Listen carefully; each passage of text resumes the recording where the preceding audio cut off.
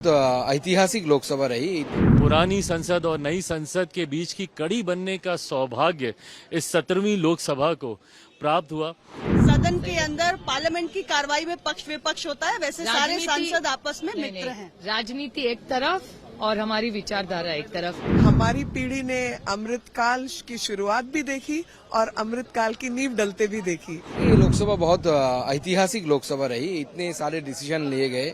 C7C जब हम इस आइडियोलॉजी से जुड़े थे बचपन में, तो हम भी सपना देखते थे कभी ना कभी 370 चला जाएगा, लेकिन अपनी जीवन काल में देख के जाएंगे। ये हसरत, मतलब ये इच्छा तो थी, लेकिन कभी लगता नहीं कि ये हो पाएगा।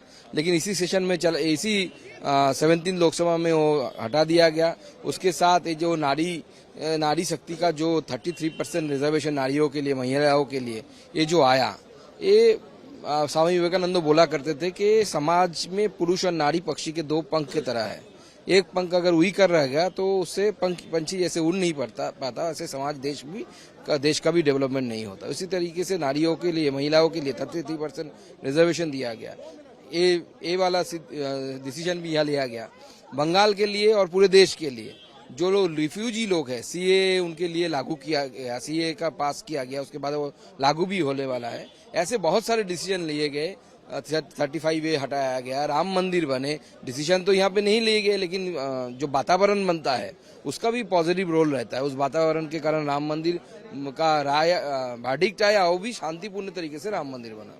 ये बड़ा अद्भुत समय है और जिस प्रकार से आक्रांताओं ने हमारे सनातन धर्म, हमारे आस्था के केंद्रों पर कुठाराघात किया था, उन्हें विध्वंस करने का प्रयास किया था, वह शक्ति, शाश्वत शक्ति जो है, वह अपना सिद्ध होती है और हुई है।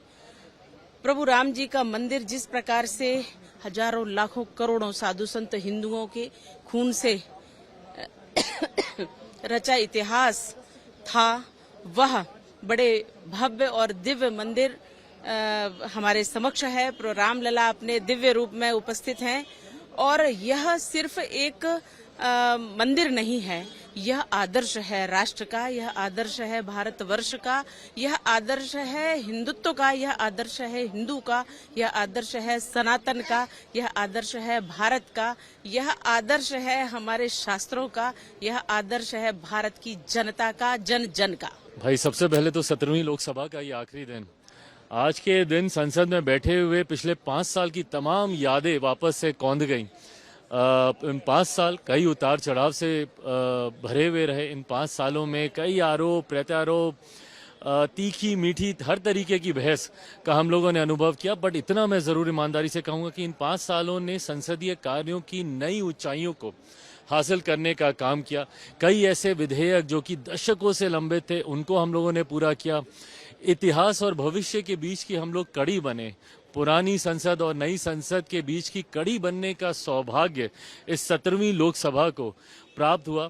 इस उम्मीद के साथ कि इस अनुभव के साथ पुनः 18वीं लोकसभा में हम लोग और मजबूती से आए। चुनाव की अब ये शुरुआत है। इसके बाद हर सांसद अपने अपने क्षेत्र में जाएगा, पिछले 5 साल का के बारे में बताएगा और इस उम्मीद के साथ कि लोगों ने पिछले 5 साल का कार्य पसंद किया हो और पुनः वो जीत कर आए, ये विश्वास रखता हूँ। हम पक्ष विपक्ष नहीं है, हम बहुत अच्छे मित्र हैं। सदन के अंदर पार्लियामेंट की कार्रवाई में पक्ष विपक्ष होता है, वैसे सारे सांसद आपस में मित्र हैं। राजनीति एक तरफ और हमारी विचारधारा एक तरफ, इसी को अच्छा शासक डेमोक्रेसी कहते हैं। 17वीं लोकसभा का आप दोनों का अनुभव कैसा रहा? बहुत अच्छा रहा, शानदार, बहुत मजे किए। कभी दुख, थोड़ी खुशी, थोड़ी गम, बट कारवां चलता रहा है। देश की सेवा में हम सब लगे रहेंगे, कहीं भी बैठे और देश की सेवा करते रहेंगे। प्रधानमंत्री जी के नेतृत्व में जो 17वीं लोकसभा चली और सरकार ने जिस प्रकार से काम किए, वो अपने आप में ऐतिहासिक काम है।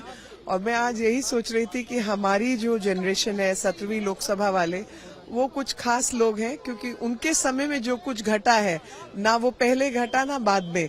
जैसे कि दोनों लोकसभा की या दोनों संसद की बिल्डिंग्स का एक्सपीरियंस, तो हम पुरानी में भी रहे और हमने नए भारत को भी उभरते हुए, बनते हुए देखा और प्राचीन जो चीजें रही उनको भी हमने अनुभव किया। हमारी पीढ़ी ने अमृतकाल की शुरुआत भी देखी और अमृतकाल की नींव डलते भी देखी। हमने 75वां जो संविधान दिवस है वो भी देखा और 75वें संविधान के अधीन बने हुए नियम कानूनों का अमेंडमेंट भी देखा, क्रिमिनल लॉ अमेंडमेंट भी हमने देखा।